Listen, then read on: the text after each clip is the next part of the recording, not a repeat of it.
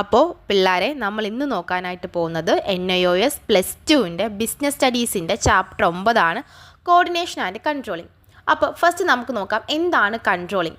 Controlling എന്ന് വെച്ചാൽ ഒന്നുമില്ല, നമ്മുടെ ബിസിനസ്സിൽ നമ്മളൊരു പ്ലാൻ കൊണ്ടുവന്നു, ആ പ്ലാൻ എക്സ്റ്റാബ്ലിഷ് ചെയ്തു, എന്നിട്ട് റീചെക്ക് ചെയ്യാൻ അല്ലെങ്കിൽ അവസാനത്തെ ഒരു സ്റ്റേജാണ് ഈ കൺട്രോളിംഗ് എന്ന് പറയുന്നത്. അതായത് നമ്മളുണ്ടാക്കി ഇട്ട പ്ലാൻ കൊള്ളാമോ, അതേപോലെ തന്നെ എന്തെങ്കിലും മാറ്റം വരുത്തണോ, ആ ഒരു പ്ലാൻ ഉണ്ടാക്കിയപ്പോൾ നമ്മുടെ ഓർഗനൈസേഷന് ഗ്രോത്ത് വന്നു, എന്തെങ്കിലും ചേഞ്ചസ് വരുത്തണോ, അവസാനം നമ്മളൊന്ന് റീചെക്ക് ചെയ്യത്തില്ലേ.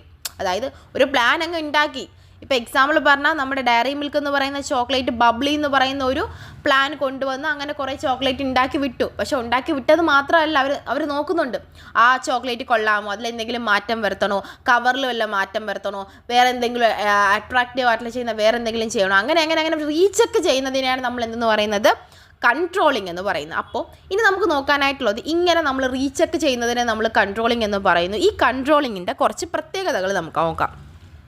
ക്യാരക്ടറിസ്റ്റിക്സ് ഓഫ് കൺട്രോളിംഗ് എന്ന് പറയുന്ന ഒരു കണ്ടിന്യൂസ് പ്രോസസ്സാണ്. നമ്മൾ പറഞ്ഞു നമ്മുടെ ഡയറി മിൽക്ക് എന്ന് പറയുന്ന കമ്പനി പുള്ളിക്കാരൻ ബബ്ലി എന്ന് പറയുന്ന ഒരു സംഭവം ഉണ്ടാക്കി വിറ്റു കഴിഞ്ഞിട്ട് എന്താണ് അവർ റീചെക്ക് ചെയ്യുക, അത് കൊള്ളാമോ, ആളുകൾ വാങ്ങിക്കുന്നുണ്ടോ, ഡിമാൻഡ് കൂടുന്നുണ്ടോ എന്നിങ്ങനെ നോക്കിക്കൊണ്ടിരിക്കുന്നത് എന്താണ്, ഒരു കണ്ടിന്യൂസ് പ്രോസസ്സാണ്. മനസ്സിലായോ? അതിങ്ങനെ മാർക്കറ്റിൽ എങ്ങനെയാണ്, അതിൻ്റെ ഡിമാൻഡ് കുറഞ്ഞോ കൂടിയോ എന്നൊക്കെ നോക്കിക്കൊണ്ടിരിക്കുന്നത് എന്താണ്, അതൊരു കണ്ടിന്യൂസ് ആയിട്ടുള്ളൊരു പ്രോസസ്സാണ്. രണ്ടാമെന്ന് പറയുമ്പോൾ ഫോർവേഡ് ലുക്കിംഗ്, അതായത് നമ്മൾ അവസാനം നോക്കണം എന്താണെന്നുള്ള കാര്യം കറക്റ്റ് നമുക്ക് മനസ്സിലാവണം. പിന്നെ അങ്ങനെ ചെയ്ത് കഴിഞ്ഞാൽ നമുക്ക് കറക്റ്റീവായിട്ട് ആക്ഷൻസ് എടുക്കാനായിട്ട് പറ്റും. ഇപ്പോൾ ചില ആളുകൾ ഈ ബബിളി എന്ന് പറഞ്ഞ ചോക്ലേറ്റ് വാങ്ങിച്ച് നോക്കിയിട്ട് എന്താണ് അവിടെ ബബിൾസ് ഒന്നും ഉണ്ടാകുന്നില്ല എന്ന് പറയുന്നു, ആ ബബിൾ പൊട്ടുന്നില്ല, അത് അലിഞ്ഞു പോകുന്നു, അങ്ങനെ കുറേ കംപ്ലയിൻസ് ഒക്കെ വരുമ്പോൾ എന്താണ് അതിനനുസരിച്ച് മാറ്റങ്ങൾ നമുക്ക് വരുത്തണ്ടേ. അതാണ് കറക്ഷൻ ഓഫ് ആക്ഷൻ എന്ന് പറയുന്നത്.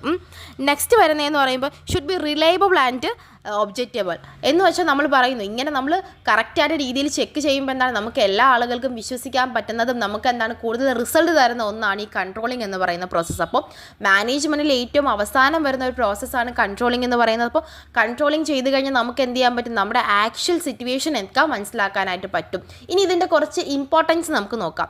ഒന്നാമതായിട്ട് വരുന്ന ഇമ്പോർട്ടൻസ് എന്ന് പറയുന്നത് നമ്മുടെ ഓർഗനൈസേഷൻസിൻ്റെ ഗോൾസ് അച്ചീവ് ചെയ്യാൻ കൺട്രോളിംഗ് സഹായിക്കും. ഇപ്പം നമ്മൾ പറയുന്നത് 500 ആളുകൾ എന്ത് ചെയ്യണം, ഈ ഒരു സാധനം വാങ്ങിച്ചിരിക്കണം എന്ന് വെച്ചിട്ട് നമ്മൾ എന്താണ് ഇങ്ങനെ നമ്മൾ ഓരോ കാര്യങ്ങൾ നോക്കിക്കൊണ്ടിരിക്കുകയാണ്. അപ്പോൾ നമ്മുടെ ഗോൾ അച്ചീവ് ചെയ്യുന്നുണ്ടോ, എന്തെങ്കിലും തടസ്സമുണ്ടെങ്കിൽ എന്തെങ്കിലും നമുക്ക് ചെയ്യണോ എന്നൊക്കെ എങ്ങനെ ചെയ്യുന്നതിനെ നമ്മൾ എന്തെന്ന് പറയുന്നു, ഇമ്പോർട്ടൻസ് ഓഫ് കൺട്രോളിംഗ് എന്ന് പറയുന്നു.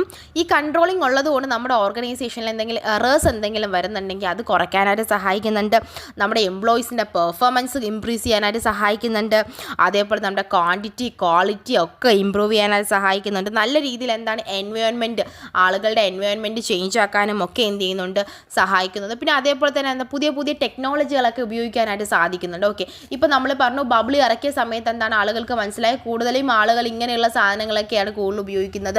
ചോക്ലേറ്റ് എന്ന് പറയുമ്പോൾ നമ്മൾ അല്ലാണ്ട് ഉണ്ടാക്കി കൊടുത്തു കഴിഞ്ഞാൽ ചില ചോക്ലേറ്റ് സ്ക്വയർ ടൈപ്പിലായിരിക്കും, ചിലതെന്ന് പറയുമ്പോൾ അല്ലാത്ത വേറെ റെക്റ്റാങ്കിൾ അങ്ങനെയൊക്കെയുള്ള രീതിയിലായിരിക്കും ചോക്ലേറ്റ് വരുന്നത്. അപ്പോൾ എന്താണ് ഓരോന്നിൻ്റെയും ഷേപ്പും കാര്യങ്ങളും മാറ്റിക്കഴിഞ്ഞാൽ എന്താണ് ആളുകൾ കൂടുതലായിട്ട് അതിൽ ഇമ്പ്രസ്ഡ് ആവും, നമുക്ക് മനസ്സിലാവും. ഇതൊക്കെയാണ് എന്തിൽ വരുന്നത്, നമ്മുടെ കൺട്രോളിങ്ങിൻ്റെ ഇമ്പോർട്ടൻസിൽ വരുന്നത്. കൺട്രോളിങ്ങിൻ്റെ ഇമ്പോർട്ടൻസ് വളരെ ഇമ്പോർട്ടൻ്റ് ആണ്, പഠിച്ചു വെച്ചേക്കണം കേട്ടോ. ഇനി നമുക്ക് നെക്സ്റ്റ് നോക്കാവുന്നത് കൺട്രോളിങ്ങിൻ്റെ പ്രോസസ്സ് എന്തോന്നൊക്കെയാണെന്ന്. കൺട്രോളിങ്ങിൻ്റെ പ്രോസസ്സ് എന്ന് വെച്ചാൽ വളരെ സിമ്പിളാണ് കേട്ടോ. അപ്പം മൊത്തത്തിൽ ഒരു 4 പ്രോസസ്സ് മാത്രമേ വരുന്നുള്ളൂ. ഈ 4ഉം പഠിച്ചു വെക്കുക. ഒന്നാമെന്ന് പറയുമ്പോൾ എന്താ, സെറ്റിംഗ് ദി സ്റ്റാൻഡേർഡ്സ്, അതായത് നമ്മളെ മാനേജേഴ്സ് എംപ്ലോയീസിൻ്റെ അടുത്തൊക്കെ പറഞ്ഞിട്ട് എന്താണ് കറക്റ്റ് ഒരു ഗോൾ അല്ലെങ്കിൽ ഒരു ഒബ്ജക്റ്റീവ്സ് സെറ്റ് ചെയ്ത് വെക്കുക. മനസ്സിലായോ? ഒരു 50,000 ഓർഡേഴ്സ് ഈ ഒരു പ്രോഡക്റ്റിന് വേണം, അതായിരിക്കും നമ്മുടെ ഗോൾ എന്ന് വെച്ചു എക്സാമ്പിളാണ് കേട്ടോ. അങ്ങനെ കറക്റ്റ് സെറ്റ് ചെയ്ത് വെക്കുക.